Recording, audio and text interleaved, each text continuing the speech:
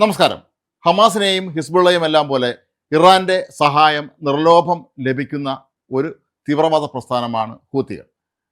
ചെങ്കടലിലൂടെ കടന്നു പോകുന്ന കപ്പലുകളെ നിരന്തരമായി ആക്രമിക്കുക ഇവരുടെ ഒരു പതിവുമാണ്. നമുക്കെല്ലാം അറിയാവുന്നതുപോലെ ഇസ്രായേലിന് നേർക്ക് ഹമാസ് ആക്രമണം ഉണ്ടായതിന് തൊട്ട് പിന്നാലെ തന്നെ ഹമാസിന് പിന്തുണ പ്രഖ്യാപിച്ചുകൊണ്ട് ഹൂത്തികൾ നിരന്തരമായി ചെങ്കടലിലൂടെ കടന്നു പോകുന്ന ഇസ്രായേലിൻ്റെ കപ്പലുകളെ ആക്രമിക്കുകയായിരുന്നു. തുടർന്ന് അങ്ങോട്ട് അതുവഴി കടന്നു പോകുന്ന എല്ലാ കപ്പലുകളെയും ആക്രമിക്കുന്ന തരത്തിലേക്ക് അവർ മാറിയിരുന്നു. നിരവധി തവണ യമനിലെ ഹൂതികളുടെ ആസ്ഥാനത്തേക്കൊക്കെ തന്നെ ഇസ്രായേൽ മറ്റും ആക്രമണം നടത്തിയിട്ടും ഇപ്പോഴും അവരെ പൂർണ്ണമായും കീഴടക്കാൻ കഴിയാത്ത അവസ്ഥയാണുള്ളത്. ഈ ഒരു സാഹചര്യത്തിലാണ് ഇപ്പോൾ സൗദി അറേബ്യ ഹൂതികൾക്ക് നേരെ തിരിയാൻ ലക്ഷ്യമിടുന്നത്. ഇതിൻ്റെ പ്രധാനപ്പെട്ട കാരണങ്ങളിലൊന്ന്, ഹൂതികൾ തങ്ങളുടെ ശത്രുവായി കാണുന്നത് സൗദി അറേബ്യയാണ്. ഈയിടെയായി സൗദി അറേബ്യയുടെ നിരവധി എണ്ണ കപ്പലുകൾ ഇവർ ചെങ്കടലിലൂടെ കടന്നു പോകുന്ന സമയത്ത് ആക്രമിച്ചിരുന്നു.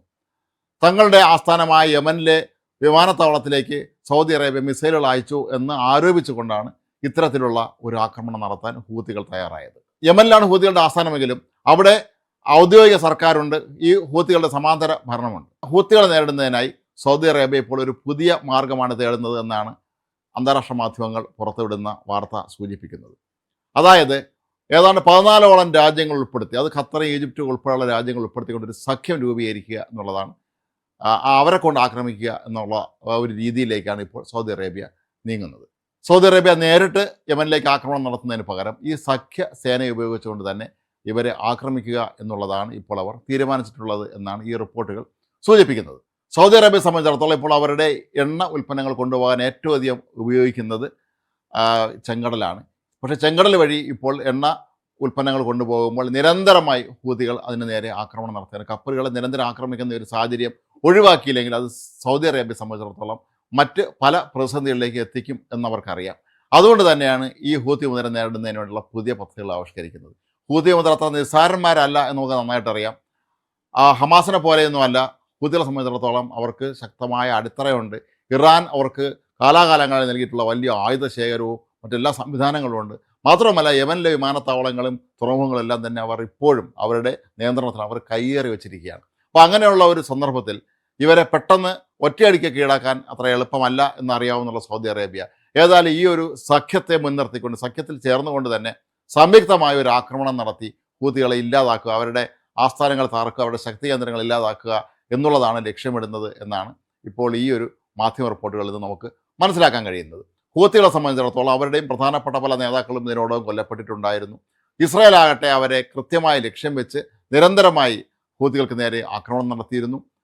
ഇസ്രായേലിൽ നിന്ന് നിരവധി പോർ വിമാനങ്ങൾ യമനിലെ ഹൂത്തികളുടെ ആസ്ഥാനത്തെത്തി അവിടെ ബോംബാക്രമണം നടത്തിയിട്ടുണ്ടായിരുന്നു. പക്ഷേ ഇതുകൊണ്ടൊന്നും തന്നെ അവരെ പൂർണ്ണമായും തോൽപ്പിക്കാൻ ഇപ്പോഴും കഴിഞ്ഞിട്ടില്ല.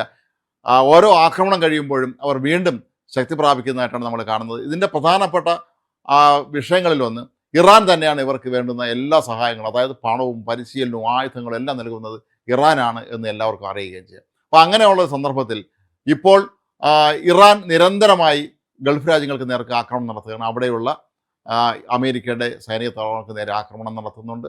അവർ കുവൈറ്റിലേക്കും അതുപോലെ ജോർദാനിലേക്കും ഈജിപ്തിലേക്ക് പോലും ആക്രമണം നടത്തുന്ന ഒരു സാഹചര്യം ഉണ്ടായിരിക്കുന്നു. അങ്ങനെ നോക്കുമ്പോൾ ഇറാനെ തളർത്തുക എന്നുള്ള പ്രധാനപ്പെട്ട ദൗത്യം അമേരിക്കയും ഇസ്രായേലും കൃത്യമായി ഏറ്റെടുത്ത് നടപ്പാക്കിക്കൊള്ളുമെന്ന് അവർക്കറിയാം. ഇറാന് നേർക്ക് അമേരിക്ക ഇപ്പോൾ ശക്തമായ ആക്രമണം നടത്തുന്നുണ്ട്.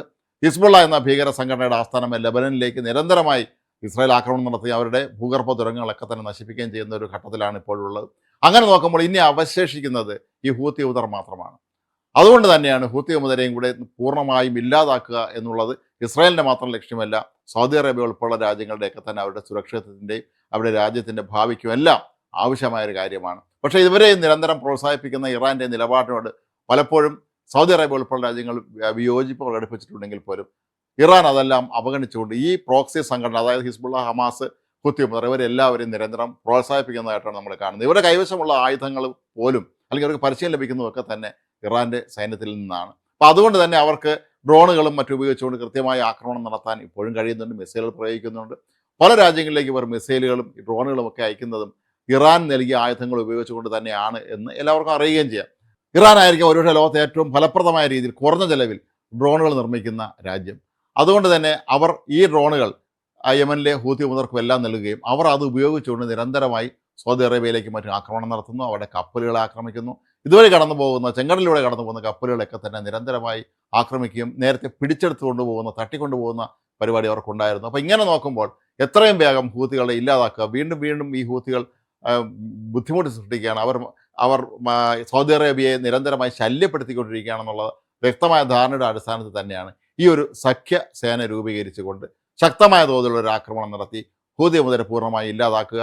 ഈ ഒരു ആക്രമണത്തിന് അവർ പ്രധാനമായും തങ്ങളുടെ പങ്കാളികളായി കാണുന്നത് യമനിലെ ഔദ്യോഗിക ഭരണകൂടത്തിൻ്റെ ഒപ്പമുള്ള ആ സൈന്യത്തെയാണ്. എന്നാൽ ഈ ഔദ്യോഗിക സൈന്യത്തിനും ഒറ്റയ്ക്ക് ഹൂതി മുതൽ നേടാൻ കഴിയുകയില്ല എന്നുള്ള ആ ഒരു തിരിച്ചറിവിൻ്റെ പശ്ചാത്തലത്തിൽ കൂടിയാണ് ഇത്രയും രാജ്യങ്ങൾ ഒരുമിച്ച് ചേർന്നുകൊണ്ടുള്ള ഒരു ശക്തമായ സംയുക്ത ആക്രമണം തന്നെ ഹൂതികൾക്ക് നേരെ നടത്താനും അവരെ പൂർണ്ണമായും ഇല്ലാതാക്കാനുള്ള നീക്കം നടക്കുന്നത്. ഏതായാലും വരും ദിവസങ്ങളിൽ തന്നെ ഇതിനുള്ള നടപടികൾ ഉണ്ടാകുമെന്നാണ് ജെറുസലേം പോസ്റ്റ് ഉൾപ്പെടെയുള്ള അന്താരാഷ്ട്ര മാധ്യമങ്ങൾ ഇപ്പോൾ റിപ്പോർട്ട് ചെയ്യുന്നത്.